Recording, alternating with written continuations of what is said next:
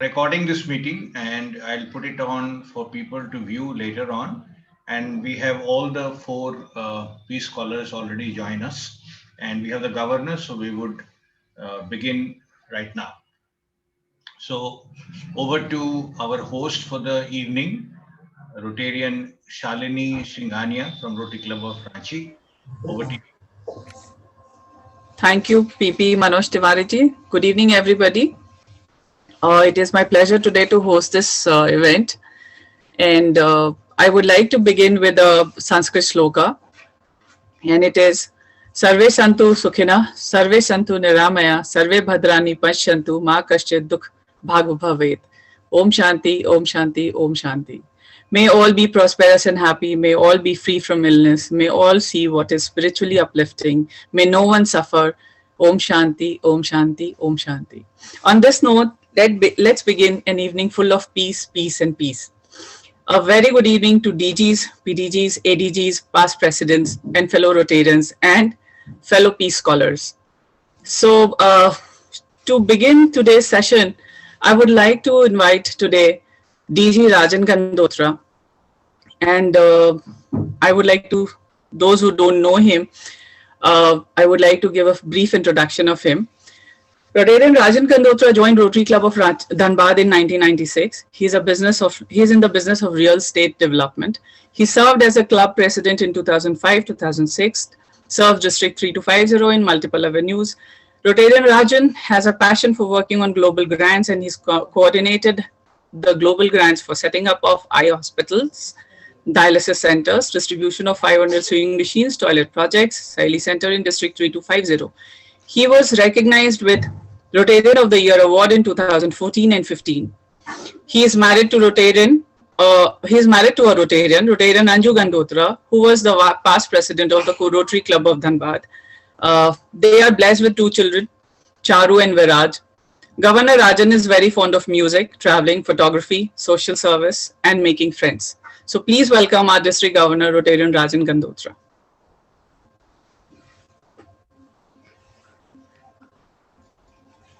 Thank you, Shalini. May I come in? Yeah. Welcome, friends, and all the delegates, especially the peace scholars who have given the consent to be there on today's meeting. I mean, this is the real step forward when they will be sharing their experiences of how they gained from this great program of Rotary Foundation. Friends, when we talk about peace, uh, let us understand the concept of peace from the eye of the Rotary Foundation. It is not purely about two warring sides or two people who have different set of opinions on any issue. When we talk about peace in Rotary, we talk about situation if somebody is not having any shelter on his head, he is not at peace. When he can't have two square meals, he is not at peace. So we see peace in a very different and a very largest perspective. Coming back to our district 3250, we have had this program in our district for a long time, but somehow the focus as it should have been was missing. Let us acknowledge our own weaknesses right on the table and be sure what we see as a step forward. A huge success came to our district when this very same team which is sitting here today on the Peace Fellowship, last year we recommended 3 students and one of them got selected for the Peace Fellowship, which was the first for our district. Now, this has been a huge encouragement for us, and our vision is that this year and years to follow, we will have a special focus on this program, and we should take this program to every club because the understanding of the total program is still very less in our district. We have not been able to penetrate into the clubs the way we should have been. So let us all jointly take the onus that we will carry this program to each club and make them understand the totality of how this Peace Fellowship program of the Rotary Foundation works, let us pave way forward that we should have a huge list of applicants, and it should make our life difficult in selecting the best of us rather than having only 4 or 5 applications. Our agenda should be to get maximum people to apply for this program. So having said this, I wish all the best to the team led under by very, very able, I will say, the district chair Manoj Tiwari. He is very, very passionate about it, and I will request the entire team to come up to support Manoj in his good efforts. All the best to you, Manoj, and the team. Thank you so much. Thank you so much, sir, for your kind words and your guidance. Today, we have 4 Peace Scholars, those who are going to speak on 4 different aspects of Rotary. Uh, how do they do it? Rotary Peace Fellowship, how do they do it? To know and understand it better, let's hear it from the Peace Scholars. The first to follow is Miss Anna Surman. She has an expertise in monitoring and evaluation, knowledge management, and documentation to enable scale up and replication of public health projects. Strong technical expertise in family planning and maternal and child health. She has experience of working in Bill and Melinda Gates Foundation, UN and USAID program environments. She has worked in India, USA, Australia, Bangladesh, Kenya, Zambia, Sri Lanka, and Nepal in district, state, national, and global projects. Her specialties are policy analysis and evaluation, program documentation and reporting, monitoring and evaluation, qualitative research, etc. She was a Rotary Peace World Peace Fellow from University of North Carolina at Chapel Hill. In 2006-2008, she went there on full scholarship to study health behavior. Today, she's going to talk on how did her perception of the world change after Rotary Peace Fellowship. So please welcome Anna Surman. Thank you so much, ma'am, and thank you so much to everybody for having me. It's a real honor to be here.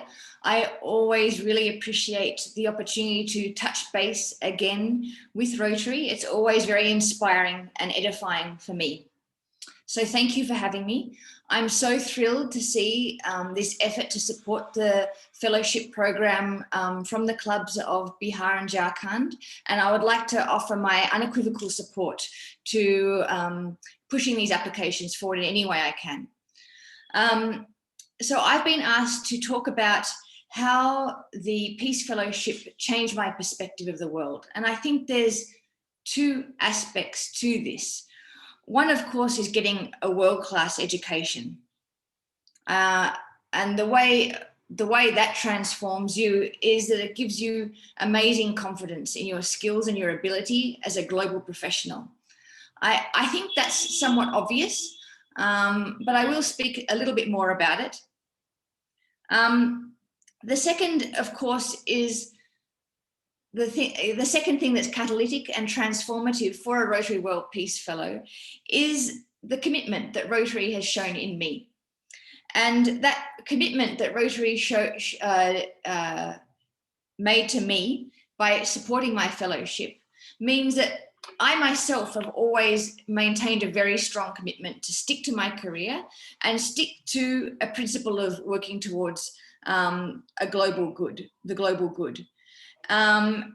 It's encouraged me to always do my best, to always work towards excellence. I know that Rotary made a commitment to me, and I should therefore pay it forward by committing to my work and committing to my community.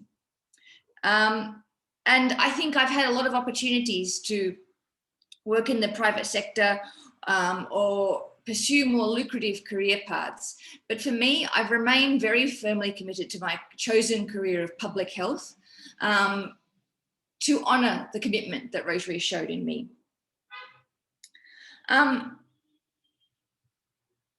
And I think this is really important, this commitment. And I think when someone shows this trust and belief in you, you carry that with you wherever you go. I want to go back to the element of the world-class education.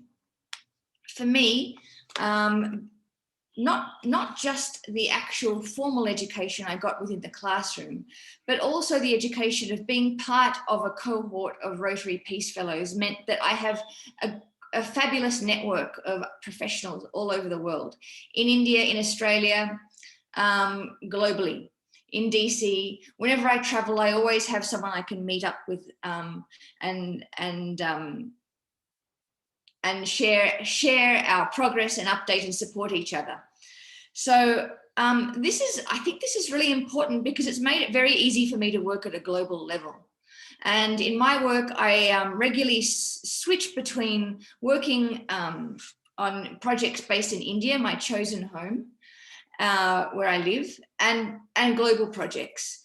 And I love the opportunity and the chance to bring together global perspectives and local perspectives. Obviously, both are important, and both should shape any intervention or narrative around public health.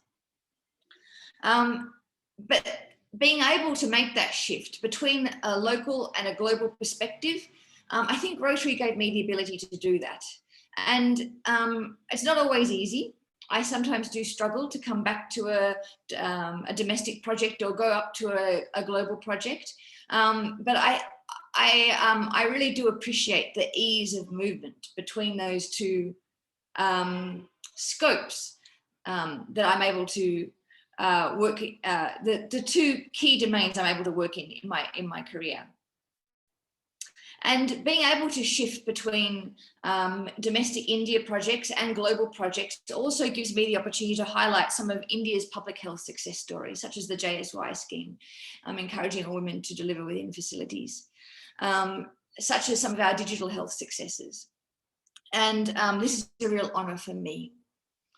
I would want to keep my my presentation short and brief, and I think these are the main key ways in which my perspective has changed because of the fellowship. But I would be very happy to answer any questions afterwards and provide any follow-up support after this meeting. So if it's okay with you, ma'am, I would leave it there. Thank you, Anna, for your valued input. Moving on to our next speaker, she is Mrs. Roshan Dalvi. She is an arbitrator, mediator, and legal consultant in Mumbai. She was a visiting faculty at Jamnalal Bajaj Institute of Management Studies and Narsi Monji Institute of Management Studies for Corporate Law.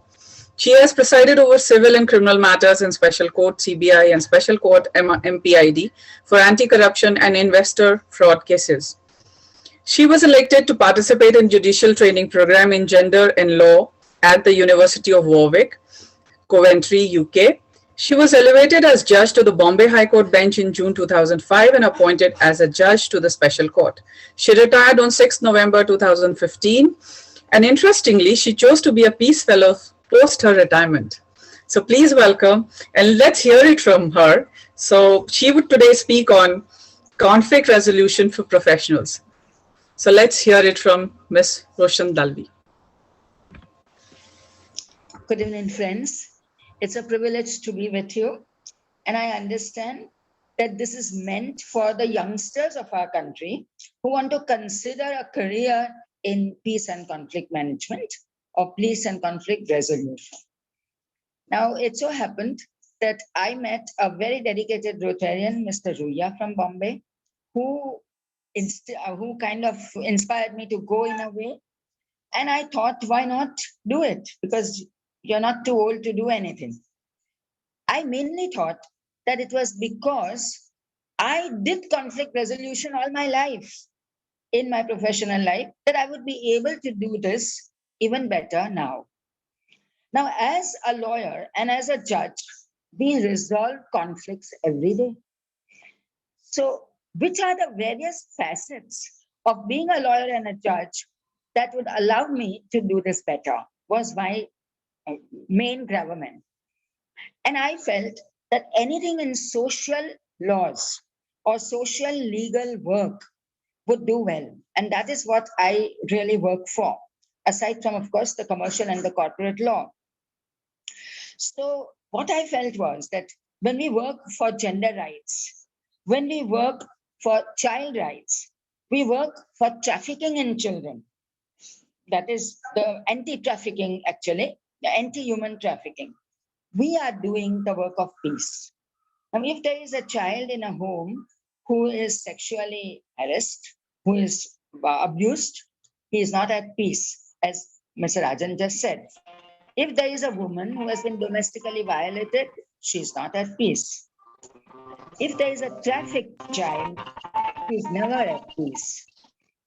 And these are the people we really work for. So just as Anna said, that her career is in mental health, my career is in socio-legal services. Now, this, I think, can be taken up by any lawyer, by any mediator, by any counselor, anyone who is working in psychology, physiology, even political science. And this is the mix of the characters that comes about. Just as Anna said that for public health, she has learned this. For socio-legal work, I have learned that. And that gives you an edge in this. When I came back, or rather when I was there, my dissertation was on the Babri Masjid demolition case. And it had just come up in the Supreme Court. And I thought that it would be best served by multi-party, interest-based mediation, facilitation, negotiation, and consultation. Now, how do we have this? This is what I learned there. I was always a mediator. And there is a 5-day mediation course even in America, and now we have it in India. And in many courts, it is taken up. So there is court-granted mediation. But there I learned how multi-party, in every sector, you can have this mediation. We were given an instance of an airport being constructed in South Korea. And it was on the Jeju Island, which is a tourist attraction. They wanted an airport. And the natives, who are the fishermen, did not want. And there was a lot of ruckus over all that. And just as we would have the PILs, as we call in India, they had this mediation. And that was done in America by the faculty who taught us mediation of this multi-party interest-based system. And they solved this problem. And we thought that if a problem of an airport coming up can be solved, and if there can be peace between two warring factions, anything can be solved. And in our country, there are many things which require to be solved. And as they say, if you want peace, work for justice. Wherever there is justice, there will be peace. You see? So now if we have got, let us say, the farmers' agitation, we can have it best solved by multi-party, interest-based mediation and conciliation. If we have CAA, if we have whatever we have in Kashmir, which we don't want to go into because we are apolitical, but we can make that whole political scenario apolitical to get peace. And this can go up to the very highest level. And Mr. Manoj Tiwari told me that generally when we ask young students to go and apply for this course, they say, what's in it for me? Well, the entire world is in it for you. And in whichever way you see, you will be finding a niche, I would say, to do what should be done to make money by doing good. That's how I would put it. So lawyers, journalists, writers, columnists, counselors, everyone, and you can learn things like humanitarian law, etc., international law, which was my subject. So I did that more in depth. But what I liked in that course also was that anything can fall within this peace perspective. Climate change, for example, there was one of us whose subject was climate change. And she found the loss of peace initiatives for climate change. Agriculture, for example, there are various women who are now taking up various roles, like there is rice revolution, etc. in Kerala, then there is wheat revolution in Punjab, etc. Now you can work for peace when there is none, because they don't have the avenues. Not only for, say, domestic rights and child rights, which is my domain. And this is the perspective that I got. So just as I had studied even at the Warwick University, and then I had gone to Wisconsin University, and I had done these courses, And my whole life is, you can say, conflict resolution. I would like to resolve conflicts everywhere. And I tell you, for all those who say, what's in it for me? You can resolve conflicts not only by doing sort of pro bono work as we do at this age, but for youngsters who will have a kind of an platform to go even up to the UN. I've just sent one forward to Mr. Manoj Tiwari amongst the others that I sent, and that is for certain placements in the UN. But of course, that comes after a lot of experience. So I rest at that. I wish everyone all the very best for that. Thank you. Thank you, ma'am. It was a delight listening to you. Now, moving on to our third speaker, our Peace Fellow, Mr. Manish Kumar from Ramgarh. Over 15 years of global experience and expertise in providing technical, managerial, leadership, and consulting services to programs on health systems strengthening, health information systems, knowledge management, maternal, child health and nutrition, family planning, health workforce, and policy advocacy. Experience of working with governments and international non-government organizations on health system issues of Kenya, Tanzania, and India. He has work experience in program environments funded by USAID, Bill and Melinda Gates Foundation, World Bank, UNESCO, British Telecom, and Cisco Systems. He was a Rotary Peace Fellow from August 2013 to May 2015 and completed his Master's in Public Health Leadership Program from University of North Carolina. He has also served as Adjunct Assistant Professor Public Health Leadership Program, UNC. Currently, he is Principal Investigator and Senior Technical Specialist for Health System Strengthening at Carolina Population Center, University of North Carolina at Chapel Hill. Today, he is going to speak on how has the Rotary Peace Fellowship helped and still helping him personally and professionally. So please welcome Rotary Peace Fellow, Mr. Manish Kumar. Thank you so much. Well, thank you for your kind words, and thank you for inviting me to this Rotary meeting. And as I think I mentioned to one of my emails to Manojji that this has been my desire for the last 8 years to promote the fellowship, at least in my home state. So it's great to see how far Rotary is willing and committed to promote it. I'm sure there will be a lot of wonderful and brilliant people in different corners of the states who might be interested. It's just that they never saw that opportunity or never heard about it, or they never found someone who will encourage and push them and show that there is more to it than just fellowship. So thank you for the opportunity, and I can never miss an opportunity to thank my friend and colleague Anna Schurman. Why I ended up as a Rotary Fellowship. The credit goes to Anna Schurman, who not only helped me know about it, but was a great support throughout that process. And we have another colleague and friend, Darshan. I think you will hear from him more, so I'll keep it for him, not to say much there. And Madam, what you shared about your experience, I think you mentioned one of the things when people ask, what is it for me there? And I think the first question I like to ask, what is that I'm looking for? I think most challenging part is, do I know what I'm looking for?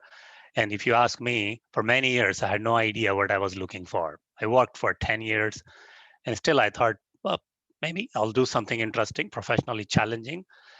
But I think when I started working in health, that's where I was looking for. I have worked in health for a long time, but I never had any academic or scientific training in public health. So that's where I started. Probably that's what I need to see how it works with practice. So I have a lot of practice-based experience, but I don't know what science does when it comes to public health. So my interest was to go on the scientific side to see how I can build on that and further extend my professional journey on the public health side. So that's how I started looking for, okay, what I will do. And before I came to Rotary Peace Fellowship, I went to IIT Delhi for a PhD program. I thought maybe they will have something interesting that I can pursue. I tried, gave my best for 5 years, finishing all the coursework. But then when it came to the research part, that's where we had our, what Madam Dahl will call conflict of interest, or I'll say conflict of approach, that how I would like to pursue with the group that I was working on.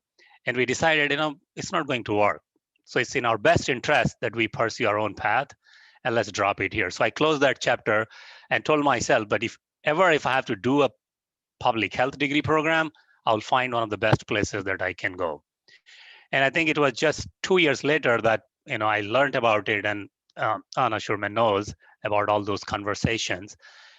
And Rotary, so more than fellowship, what I was looking for was a public health program. And what was interesting is one of the best public health schools was part of that Rotary Peace Fellowship network.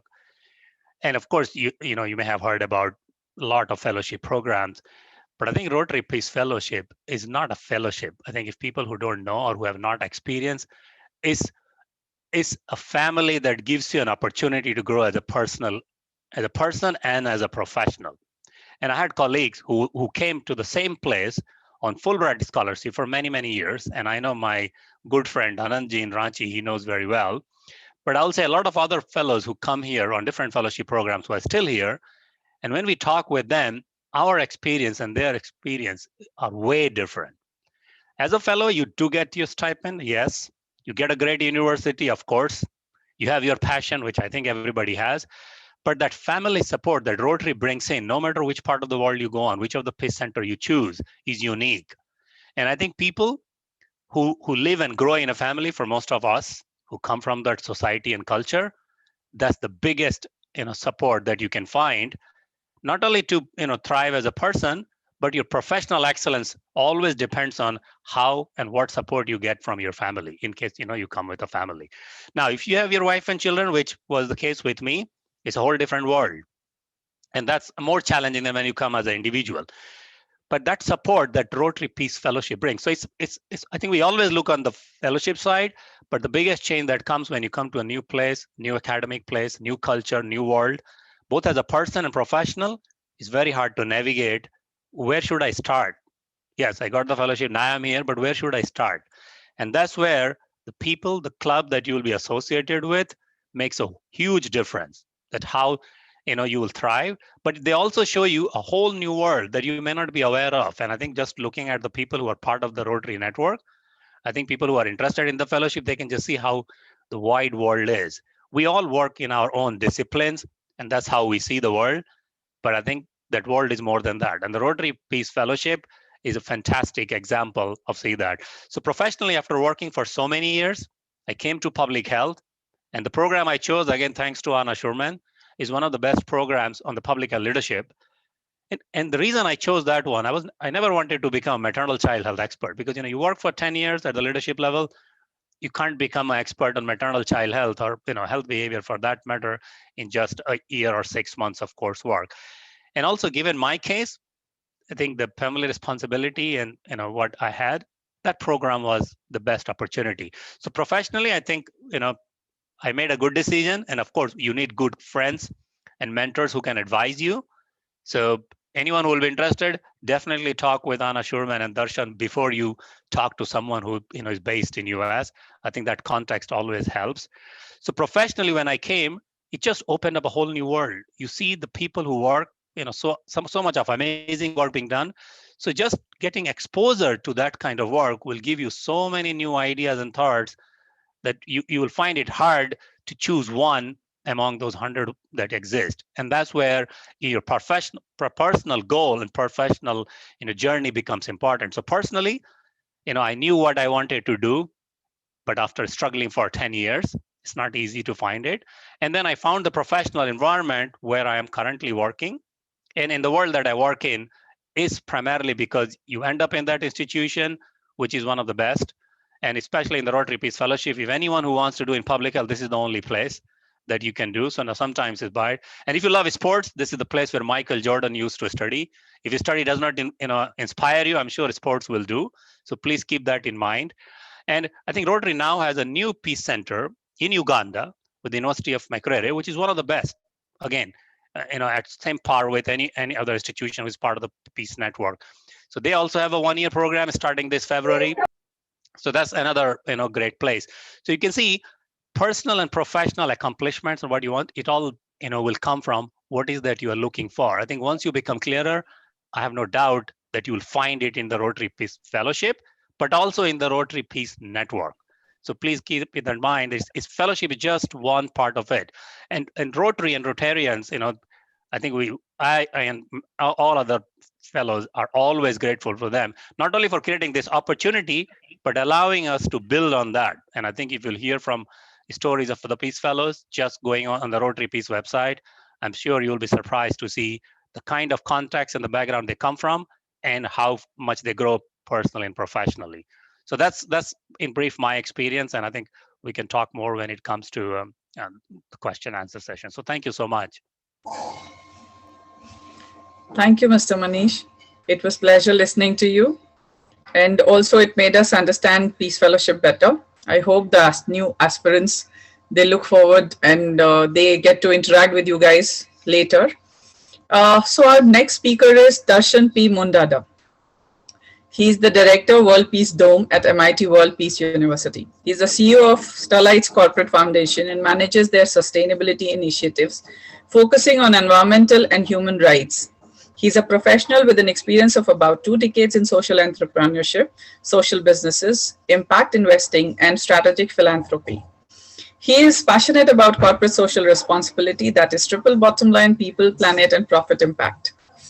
Few of his top achievements has been rolling out 2 social enterprises, Travolution and Sarilution, managing a non-profit Friends Society, launching Music India Foundation, a $1 million philanthropy venture for Brett Lee, Starlight Tech Foundation for Starlight Technologies Limited, and the latest being Balco Medical Center for Vedanta Group. He has been a Rotary Peace Fellow as he did his certificate in Peace and Conflict Resolution. Today he is going to talk on my personal transformation as a Rotary Peace Fellow.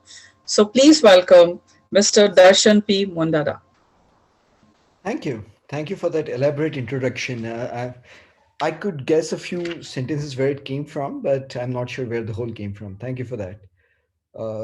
Good evening, everyone. Rotarians, fellow Peace Fellows, Anna, Manish, Roshanman, and all the aspirants. Such a pleasure to interact with you all.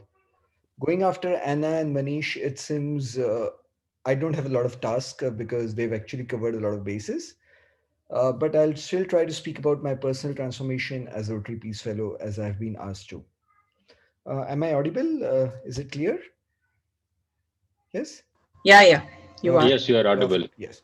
So as was just introduced, I'm a Rotary Peace Fellow from Duke UNC Rotary Peace Center, graduating class of 2010. As I'm to speak of my personal transformation, and as Manish touched upon Michael Jordan, uh, this is the first transformation. I was someone who would have never followed any sports all my life until I landed at UNC and I became a Tar Heel. For the ones who are not initiated in what Tar Heel is, basketball is big in United States. Every campus, every college has their team, and we at UNC had the team which was called Tar Heels, and it's actually one of the best. So that was my first transformation. On the lighter note, was someone who was a geek, someone who was a nerd, loved his books, and being with a set of people, started following sports. But to speak of the larger transformation, I'm reminded of a story. This is a story I was told actually way far early on my journey in my life as social worker, where one of my mentors had told me that Darshan, you imagine you're standing by a river and there is a small baby flowing down the river. Someone has dropped the baby in the river and it's just flowing down. What would you do? And my reply was, I would jump in and save that baby. Okay, now instead of that one baby, there are 2 babies flowing down. What do you do? I jump twice and take them out. Okay, now there are 4 babies. What do you do? I'll probably call Manish and say, hey, Manish, come with me. Let's jump and let's save the 4 babies. The 4 have become 6. The 6 have become 8. How many times are we going to jump in and save those babies? And I was looking at this mentor and I didn't have an answer. And he said, Darshan, did you ever think that you need to go upstream and see who is the person who's dropping those babies in the river in the first place? And I think that's has been the core of my Rotary's transformation journey. What Rotary taught me was to really look at the root cause of a problem instead of just looking at the symptoms, looking at what was happening above. Instead of quickly judging a conflict, trying to understand where the conflict stemmed from. One of the very good sentences we heard during our studies was that every rebellion that succeeds becomes a revolution, and rebellion that fails becomes terrorism. I'm not justifying terrorism, please don't take me wrong. What I'm trying to say is, until we don't understand the causes, until we don't understand where people are coming from, many a times we might have opinions that might not have the depth it requires to resolve that issue. And that, I think, was, I would say, the biggest, best by far transformation I've felt for me, is to really make me pause and think and not judge. Judgment comes very easy to us, but that's where it kind of transformed me as a human being. More so on the larger platform, imagine coming from a typical lower middle class family in India. My aspirations were very limited. My awareness and exposure was further constricted. I was really not aware how big the world and what all was happening in there. Thus, if it was not for the Peace Fellowship, as Manish was saying earlier, the biggest strength of that has been the exposure and the family. Uh, if I wasn't for a Peace Fellow, I wouldn't have been exposed to the kind of activities, the kind of things that are happening globally, the amount of conflicts that happen globally, the amount of problems that exist, what kind of solutions they come into place, how to really even debate and talk about those solutions and find the right fit. I wouldn't have learned those skills. I wouldn't have been part of this massive spider web. And I think all the fellows who are in this call will agree. We are a part of this big spider web. If you look around, like there's a peace fellow here, there's a peace fellow there. And the moment you are no one until you enter the room. But the moment you enter the room and you announce, I'm a peace fellow, there are 10 other people you can connect to. So that network transformation of mine has been another big transformation. And third, before I stop, and one of the most important transformation I feel is turning into a professional from just being an amateur. I did social work since the age of 16. I was very passionate about it. I've always been on the field. But if it was not for the Rotary Peace Fellowship, I would have always remained an amateur. It was a fellowship that transformed my core passion, my core skills, my core love into a profession that I could bring those skills to table and really work on doing things better. I could actually go on and on because the 2 years of my Rotary Peace Fellowship at Duke UNC were the best of my life. I've loved how they've transformed me. I've made the best of my friends. So, and finally, on a lighter note, though, I think as much as Rotary Peace Fellowship transformed me, it was the Duke UNC Peace Center that transformed me more. The people there, the warmth there, the affection there, and the academic rigor there was just incredible. So, all the aspirants out there who are listening to this call, if you really want a good Rotary Peace experience, I am biased towards Duke UNC Rotary Peace Fellow. Thank you. Thank you for having me. Thank you, Mr. Darshan. It was a delight listening to you. Thank you, speakers, for your informative insights. After listening to you all, I'm sure there is an absolute clarity in aspirants on how to become a Rotary Peace Fellow and life thereafter. Now I invite past President Rotarian Manoj Tiwari to head the panel discussion. Uh, Past President Rotarian Manoj Tiwari is a graduate engineer. I am alumni and managing director of Samadhan, which is into enterprise resource planning solutions. He's been an active member of Rotary Club of Ranchi since 1991. He has also been the chair of various Rotary services, including Rotary Peace Committee. He is current district chair of Rotary Peace and Conflict Resolution. So please welcome our past president, Rotarian Manoj Tiwari. Thank you, Shalini. I have 4 questions and I would put them to the Peace Scholars, and that would be to help the people who are attending this program learn the program that we're talking about a little better. So my first question is, and I am not directing it to anyone, any one of the Peace Fellows can pick it up and answer.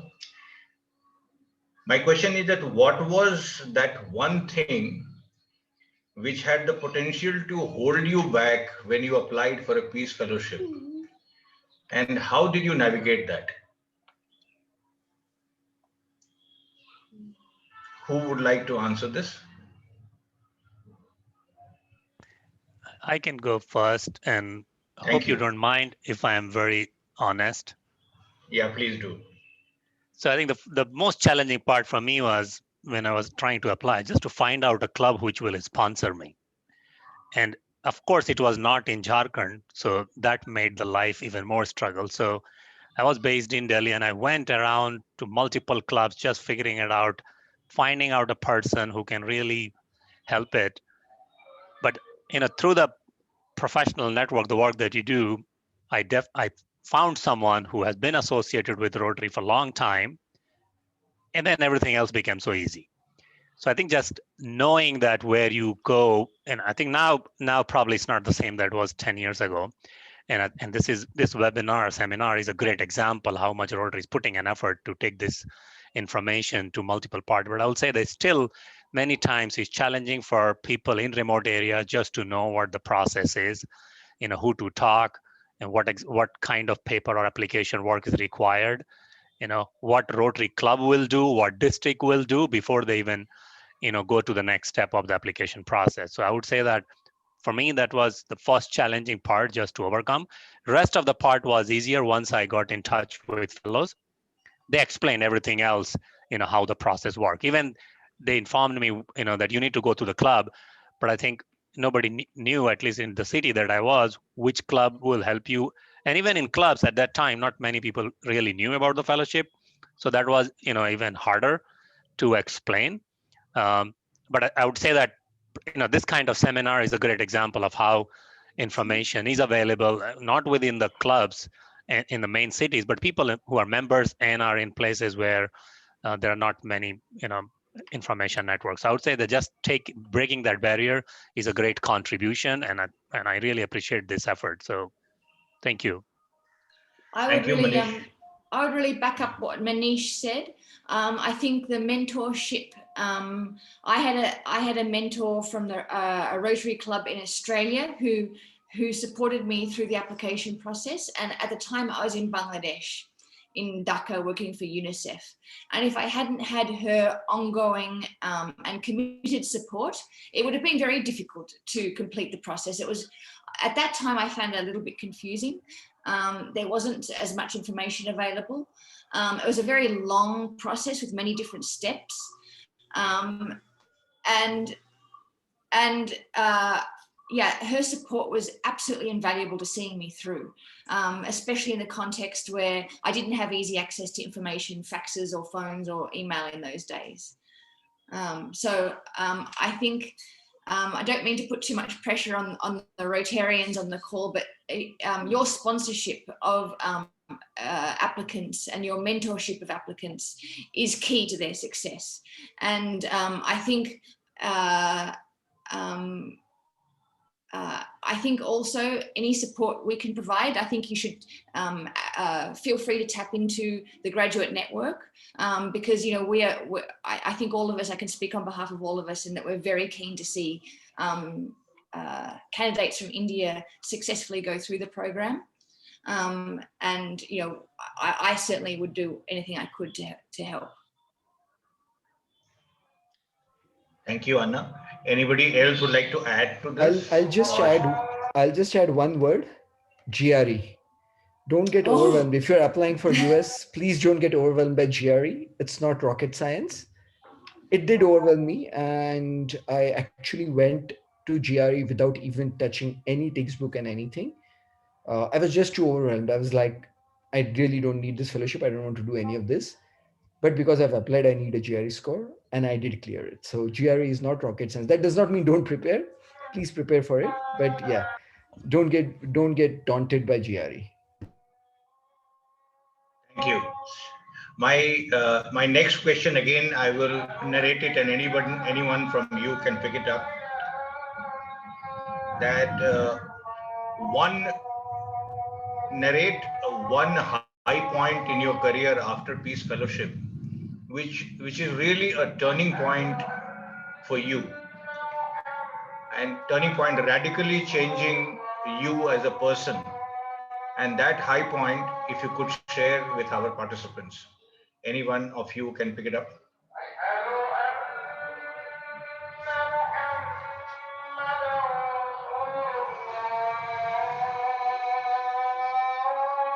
Roshan, you are muted if you're wanting to say something. Okay. Roshan? Yeah. So, as I told you, I was in conflict resolution and I got myself involved with traffic children, men as well as girls as well as boys, mainly girls.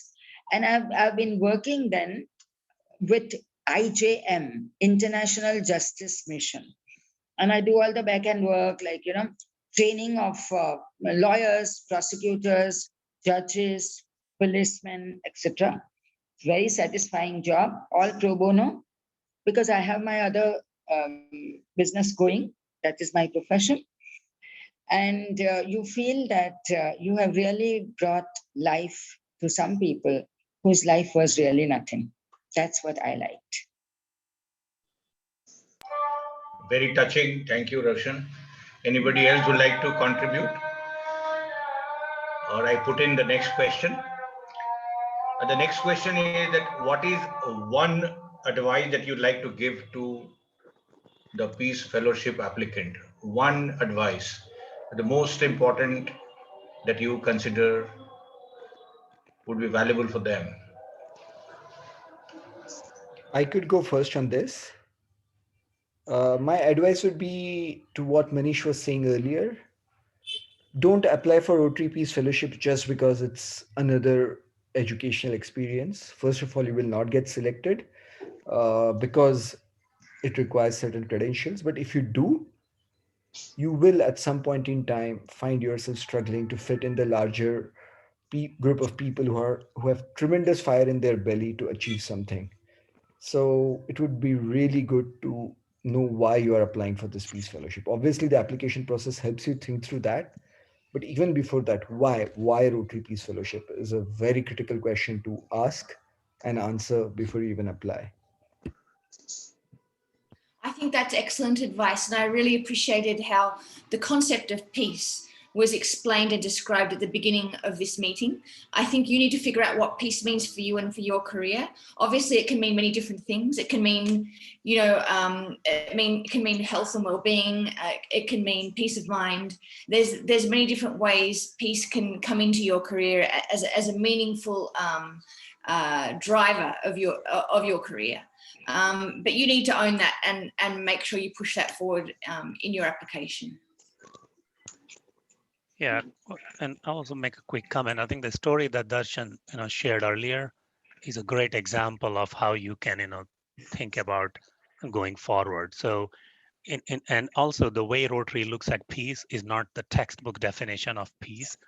Rotary's definition of peace is that's one of the things for me is very inspiring, that even I never thought of peace that way. So just keep in mind, especially if people, if you are in Jharkhand and Bihar, you just look at around yourself, and I would say that you can find that you have been either working on peace or struggling with finding peace. So just keep that in mind. That's broader domain. And it's hard to get clarity, even now, if you ask me after 20 years of working, what exactly is my goal, in everyday life, but have some clarity, or what exactly would you like to achieve, professionally and personally, and how it will help. Just look around yourself in the community, you are there one. And the question that was asked earlier, what was transformational? I think the only decision I made is I want to work at a level where I can make a global impact. Where that opportunity will come from, I do not know. But I want to find that opportunity. And you came here, you work in the place, you find people who are working in that domain. And for me, that's empowering, because Rotary's goal is not only just looking at one single place, but they like to look at communities in one place, but such communities across the world. So I think just my work on, especially on HIV, looking at and working with communities and people in 50 plus countries, I don't know what else I should ask for when it comes to professional satisfaction. So just having a little bit of clarity when you are putting an application, so that you organize yourself. And if you don't do that, application will ask you to write what exactly you want to achieve. So it's good to think ahead of time. Otherwise, application will force you to think that way. So you will have to go that way, whether you like it or you don't like it. But if you give a little bit, planning, it's become so much of easier.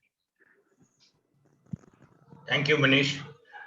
Now the final question, and I think I'm touching a Pandora box.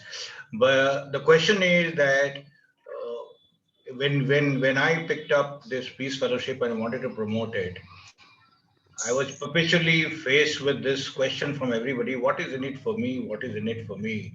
And I quite agree with Roshan when she says peace is the prerequisite for anything to happen. And my question to the Peace Fellows is, why do you think peace deserves a center space for in our life? I mean, we must have it, we must enjoy it, we must nourish it, we must discuss it, we must make ourselves better at it. Why do you think peace deserves more attention than we usually do? Give it. May I, Mr. Tiwari? Yeah, please. Yes. Okay. So, am I audible? Ma'am. Hello? Yes, ma'am. Yes, ma'am. You Yes. are audible. Yes. And I would repeat, if you want peace, work for justice. And you don't have to be a judge to work for justice. You have to do justice to every situation that comes. A situation of climate change deserves justice, for example. A situation of beggary deserves justice. I know one of the peace scholars who has done her master's in anti-beggary law in India. She is my friend here. So you see, it can be just anything. You want to do justice to some people. That is the real motive. And as was said, you see, when you have mosquitoes, you don't finish off all these mosquitoes by squatting them. You finish off these mosquitoes by clearing the drain. So you ask yourself why. And I would personally say it is like a freedom movement. It would be the second freedom movement of our country. Today, we need a peace movement more than a political movement. And you would have that peace for everyone, everywhere.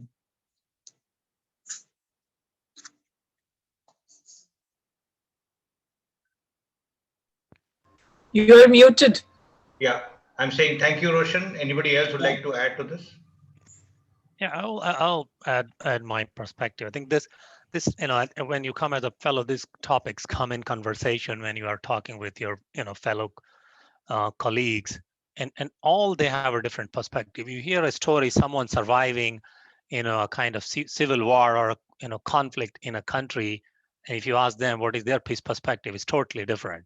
If you ask someone who comes from a place where hunger has been for decades, their definition of peace is very different, right? But if you ask someone who have been living in a metropolitan city and struggling with all the environmental changes and the issues that Madam mentioned earlier, their understanding of peace is different.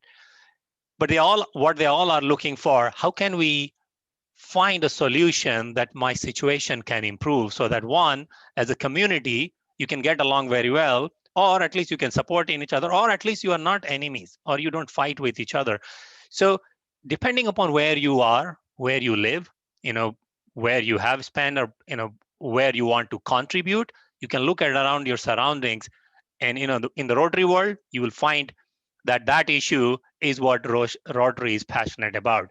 When I first came in, I never worked in immunization. Of course, it's a big public health problem, but my mentor in the Delhi South Metropolitan Club, when I talked with him, Manjit ji, he's one of the pioneers in immunization. And just talking with him and understanding the work that he and Rotary has been doing in polio eradication. Of course, you see Rotary everywhere if you have worked in public health, but you didn't met someone who has been through for decades. So looking from his perspective, peace was also in a different way. So I would say that Rotary offers such a wide way of looking at peace that you won't find in any textbook. So look at the problems that your community or your society is facing.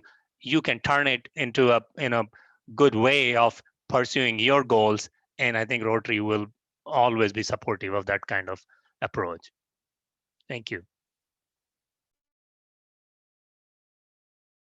I think too, peace is an enabling factor for everything.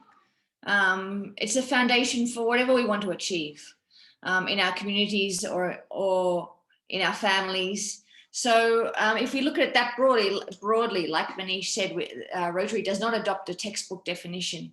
It's an important goal for everyone, an important common goal for everybody that allows everyone to prosper. Thank you, Anna. Thank you, Manish. Uh, I would end this session by, adding two comments, and one is a request to all our Rotarian friends who are there in this meeting. This message is for them. Uh, when when I hear a candidate like Manish struggling to figure out what to do and find out how to apply for Peace Fellowship, he gives that situation gives me the similar pain that Roshan talks about, sex abuse child, struggling to figure out how to get out of that. And it is our duty as a Rotarian to make this program available so that Manishes of the future do not struggle at all. That is my passionate appeal to my Rotarian friends. The second thing is that when we talk about peace, the Rotarians contribute in many, many ways. And sometimes I feel that Rotarians, by their own personal conduct, at times nourish peace. Sometimes they really destroy an equilibrium where they are. So just being insensitive to people in their own club, in their own families, I just again appeal to our Rotarians that when the society looks up at us, they would like to see an example in Rotarians who is promoting peace. Sometimes we need to ask ourselves whether we are continuously polishing and making it sharper, that image of us as a role model in the society, in our clubs, in our families. With that, thank you very much, all the peace scholars, for helping me. I over to Shalini for the next thread of the program. Thank you, PP Manoj Tiwari. Now let's move on to our next agenda, Rotary Peace Fellowship, what, how, and when. This is to be presented by Rotarian past President Abhijit Mitra. Abhijit Mitra is an engineering graduate from BIT Meshra, Ranchi. He has experience of over 38 years in Tata Group. Position held are, he was Chief Human Resources, Tata Steel 2000 to 2005, Vice President, Tayo Roll, subsidiary of Tata Steel, Advisor, Tata Business Excellence Group, Tata Sons. He is also Senior Business Excellence Assessor for Tata Group. He is the past President of Rotary Club of Jamshedpur West 2005-2006 and has served at various levels of Rotary Club of Jamshedpur. His hobbies include music, reading, community service. Today he is going to talk on Rotary Peace Fellowship, what, how, and when. Please welcome Rotarian Abhijit Mitra. Thank you, Shalini, for the introduction. Am I audible? Yeah, you are. Okay. So, good evening, ladies and gentlemen. We have heard our DG talk about peace, and then we have heard 4 of our Rotary Peace Fellows, our stars. And it was such a wonderful interaction that I am spellbound. But yes, I have been given a task to take things forward today. And I'll be sharing with you with some slides as to what is to be done next and how this is going to happen. Some of the mundane stuff, but all the same very important. I am sure all of you have got a flavor of the scheme of things, but I'll go into a little bit of the details of the program, where, how, when, and some of the nitty-gritties of the process. Can we go to the next one? But before we go into all these details, a little bit of an introduction, even at the cost of a little bit of a repeat. We all know Rotary's mantra is development through service above self. And all said and done, it is very difficult to do any development work amidst conflict, amidst unrest, amidst turmoil. This has been repeatedly emphasized by all our four peace fellows, and this is the absolute truth. To me, I feel that it works the other way around also, like peace helps in development and development also helps in peace. So both these things go hand in hand, but it is of course very true that peace is a prerequisite for any kind of development, any kind of happiness. So this particular initiative of Rotary is right at the center of everything, and it assumes a lot of importance. The initiative is about preventing conflicts before they actually take an ugly shape. This is all about being proactive, organized, and systematic in preventing conflicts. So what does Rotary want to do? And how does Rotary want to go about it? Rotary wants to create a large and rich network of peace builders by preparing them and putting them in society,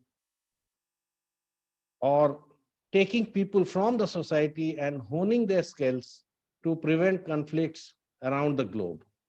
For this, Rotary has partnered with 8 institutes around the world, universities, and set up Rotary Peace Centers where selected professionals are sent to learn about peace and conflict resolution in a very structured manner, who then become the beacons of peace and hope around the world. They become a part of this exalted alumni. And we have been very fortunate in meeting 4 of them today. As of now, this alumni of peace agents, peace builders is over 1,300 across the world. And they work for peace and conflict resolution around the world in some way or the other in their own capacity. Next one. Next slide, please. No, before that. Yeah, this one. Yeah, so what is a little bit of details of the program? Where are these 7, 8 universities which we have talked about across the world? We have heard Duke University in North Carolina being referred to repeatedly today. Other than that, we have Uppsala University in Sweden, University of Bradford in UK. On this side of the world, Chulalongkorn University in Thailand, University of Queensland in Australia, and there is an university in Japan too. And as was mentioned recently, another peace center has been opened in Makerere University, Uganda. So these are the places we have the peace centers and who run this program for which we are discussing about. Next one. So Rotary offers 2 kinds of programs. The first one is a master's program, and this is generally meant for candidates who are in the beginning of their career, and 50 fellows are selected every year. There are 5 universities which, out of the 8, there are 5 universities which run this program. So 10 fellows per university, and the course duration is 15 to 24 months. The second one is the certificate program. This is for the proven peace and development who have been working in development. And there are around 80 people are selected every year. And this program is for a little more than a year or so. So in total, every year, 130 Rotary Peace Fellows are chosen annually. Just to dwell on or elaborate a little bit on development work, we have heard from our peace scholars, it could be in the area of health, education, maybe peacekeeping forces, police, administration, or it could be in the area of law. It could also be NGOs, or also, anybody who is involved in any kind of counseling. These are some of the examples from where they would qualify to join this program. Next one. Next slide. Yeah. So a little bit of detail of the curriculum of the master's program. This is a very good mix of, theory and practice, theory and practicals. It starts with an academic training, and then it is followed by applied field experience, which is extremely important. Networking forms a very big part of this program, and there are workshop series to develop personal skills. At the end, you have a final seminar where all the scholars, they present their findings and other things to conclude. And at the end of it, they are awarded a master's degree on peace and conflict resolution. There are certain criteria. We are looking for a certain kind of profile who would be more suited for this program. One has to be proficient in English and have a bachelor's degree, because the teaching medium is English everywhere. So proficiency in English is important. They should have a strong and proven commitment to cross-cultural understanding and peace, and they should demonstrate leadership skills. Some little bit of experienced people are required here. 3 years of full-time experience in peace and development work. Next. Now coming to the certificate program, the structure is as shown on the slide. This is slightly more elaborate on the practical side of things. It starts with a pre-seminar 1 week, and then the training starts with a preliminary online course, followed by 10 weeks of on-site course with field studies. Then the scholars go back to their place of work, and they are expected to implement certain projects incorporating all the learning, etc., which they have had during the interaction in the past 12 weeks. So this is the structure of the certificate program. Next one. Next slide. Now, here too, like in the master's program, there are certain requisites. Proficiency in English is important. People should have the bachelor's degree and have a strong and proven commitment to cross-cultural learning, cross-cultural understanding and peace, as it was there in the master's program also, and they should be able to demonstrate some leadership skills. Here, 5 years of full-time experience in peace and development work is a prerequisite, and they should be able to explain how their plan to promote peace aligns with the Rotary's mission. A point to note, the Makerere University is not open to all. They take people who are from that region who are working in that region. Next one. A little bit on the funding. The master's funding includes tuition, accommodation, travel, internship expenses, expenses for research, insurance, and there is also a contingency fund. And for the certificate program, tuition, accommodation, travel, field study expenses, and expenses incurred for course material and insurance. So in summary, I think it covers about all. This is funded by Rotary Foundation, and the cost to Rotary Foundation comes to around $75,000 for the master's fellowship and $11,000 for the certificate fellowship. Next one.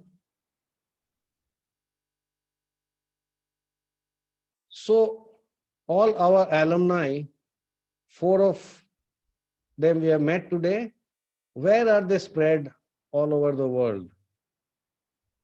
There is a large number of people of this exalted alumni, they are working in NGOs, and there is a large number also working in government agencies. There are people who are into education, who are into research academics, who are also working in United Nations agencies. They are in law, or they are in police or administration. Few of them are in journalism, World Bank, health, and all these places. So this is the spread of all the alumni where they are working today. Just introducing a few more scholars or the Peace Fellows. So Elsa Mary is the founder and chief executive of Red Dot Foundation India. Next one. Charlie Allen is operating from Australia and is director of Partnerships Institute for Economics and Peace. Next. Likewise, this lady is from South Africa and she is working in the International Labour Organization.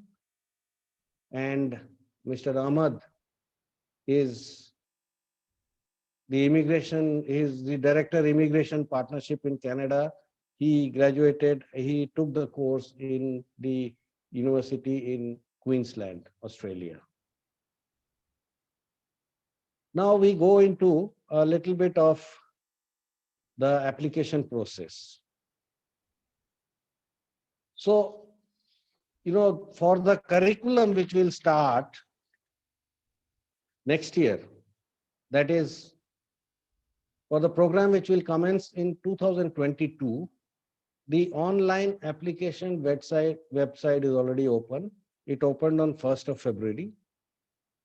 And this is for the program, for the certificate program 2022-23 and for the master's program 2022-24. The last date of submitting the application is 31st May 2021. And then the district committee has to engage on this. They have to scrutinize, they have to interview, endorse, and forward it to Rotary International. This has to be done by 1st of July 21. The results of all this will be published in November 21, and the program will commence in 2022. Now, this is the schedule. These are the dates which is followed every year.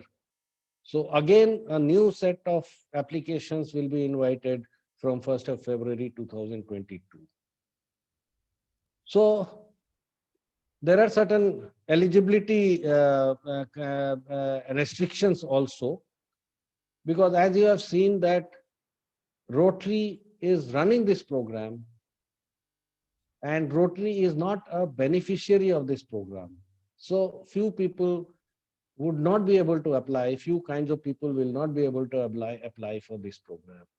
So like active Rotary members, employees of Rotary Club or Rotary International, spouses, lineal descendants or ancestors of Rotarians, former Rotary members and their relatives will have to wait for 36 months after resignation before they can apply. Candidates who have already received the Rotary Global Grants scholarships will have to wait for 3 years.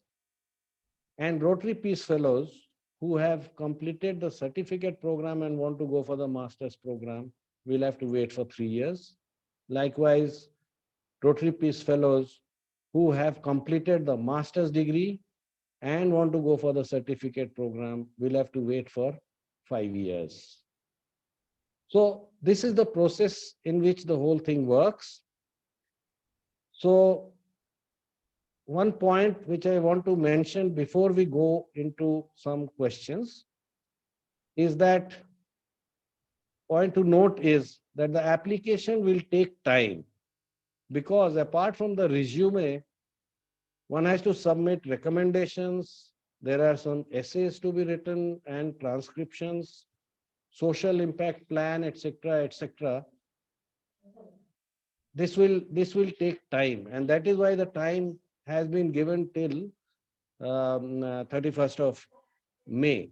So sooner one starts, it is better. So what is to be done next?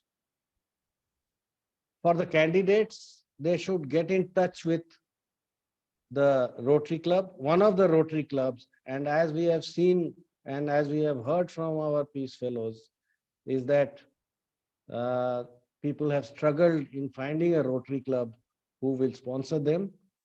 But Rotary District 3250 is all up and about, and we are all ready to sponsor candidates.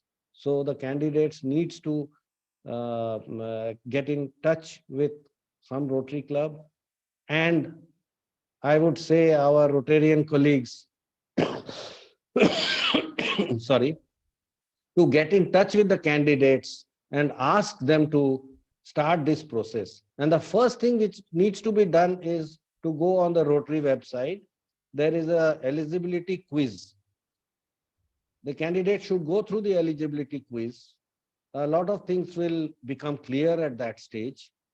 And then they should go through the website to each of the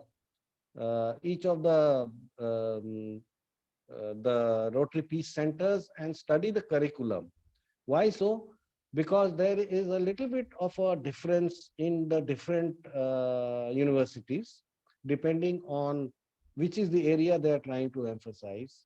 And the candidate will have to exercise their option as to which is the university or which is the peace center they would like to go to. So these are the things which has to be done immediately.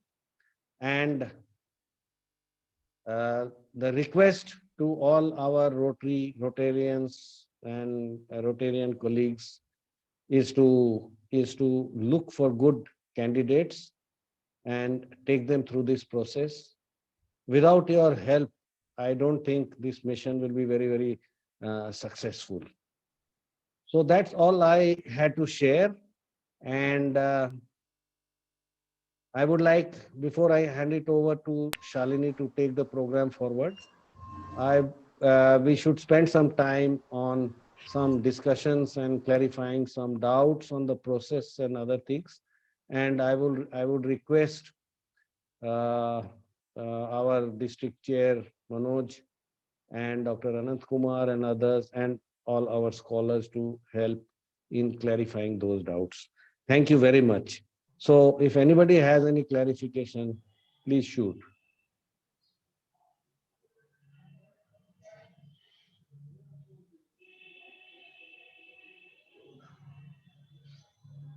Any questions or any doubts?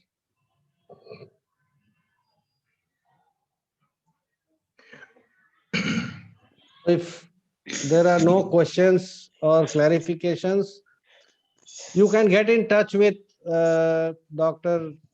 Anant Kumar or Mr. Manoj Tiwari or me or anybody from the committee, even outside this seminar, in case you have some clarifications which comes up to your mind at a later stage. So thank you very much. Over to Shalini. Thank you, Rotarian Abhijit Mitra, sir. You really explained it very patiently and nicely. Now, moving on, I would like to call Dr. Anant Kumar to give vote of thanks. So, Dr. Anant Kumar is a Fulbright scholar and an associate professor in the Rural Management Program at Xavier's Institute of Social Service, XISS Ranchi. Dr. Kumar is also an adjunct additional professor at the Global Institute of Public Health, Thiruvananthapuram, Kerala, and an affiliate at Global Gender Center, RTI International, USA. Dr. Kumar is associated with various organizations and professional groups. He is a life member of the Indian Association of Public Health and the Indian Association for Study of Population. I request Dr. Anant Kumar to give vote of thanks. Over to you, Rotarian Anant Kumar. Thank you, Shalini ji. Very good evening to one and all. It is a pleasure and honor to propose a vote of thanks on behalf of the Rotary Club of Ranchi. We would like to thank the Rotary Club of Ranchi for sponsoring the event and the District Peace Committee, its chair Rotarian Manish Tiwari, and the members Rotarian Abhijit Mitra, Rotarian Sanjeev Thakur, Rotarian Ranjit Ram, Rotarian R.V. Raghunandan, Rotarian Rajesh Parkeria, Rotarian Pratim Banerjee, Rotarian Professor Ajit Mahapatra, and others for planning and organizing this event. Our special thanks to DZ Rajan Gandotra for his support, guidance, and leadership to make this event successful. I would also like to thank Mr. Divyansu Vaidya for assisting us in organizing this event. Our special thanks to Rotary Peace Fellows Anna Sharman, Roshan Dalvi, Manish Kumar, and Darshan Mandana for agreeing to participate and share their experiences and journey as a Rotary Peace Fellow, and motivating and inspiring the young minds. It was a pleasure to reconnect with Manish and Darshan once again on this platform. Without their support, it would not have been possible to organize this event. Thank you, Rotarian Manoj Tiwari, for asking thought-provoking questions to Peace Fellows and coordinating the panel discussion. We would also like to thank Rotarian Avijit Mitra for providing a detailed and comprehensive information about the Rotary Peace Fellowship program and application process. We would also like to thank all prospective candidates and Rotarians present here for their participation. I am sure this session must be informative and enriching for the candidates as well as the fellow Rotarians. We would also like to use this opportunity to reiterate and request all Rotarians to please share about this wonderful program with prospective candidates. Prospective candidates, don't worry about the club support. You can contact any club in our district, or if you are finding any problem, please feel free to contact us. And finally, I would like to thank Salini ji for wonderfully coordinating the event. Please forgive me if I forget to mention any name. Thank you and good night. Over to Salini ji. Thank you, Dr. Anand. It was really a good and insightful evening, which the fellow Rotarian shared with us. So, good luck to all the aspirants, and may the peace be a way of life for all of us. So, let's begin from here, and I hope that we have many more like aspirant scholars, those who turn into real scholars in future. Thank you, everyone. Thank you so much. Thank you. Thank you, Salini ji. Good to see Thank you, you. Manish. Bye. Thank Thank you you. so much, and everybody. Thank you. Thank you. Thank you, everyone. Thank you, everyone. Bye Thank bye you, and good everyone. night. Thank you. thanks. Bye bye. Bye. Thank you. Bye-bye.